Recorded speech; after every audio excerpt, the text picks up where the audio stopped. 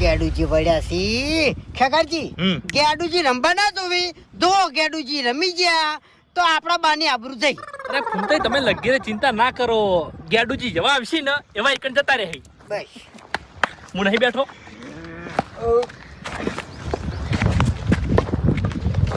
ગેડુજી હા તમે દડા નાખો હાલે જવા રમો હો. હા જોવું ના પડે.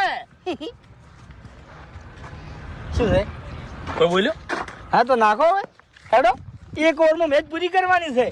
હા પૂરી જ કરવાની છે. તો તાન ગેડુજી રેડી? રેડી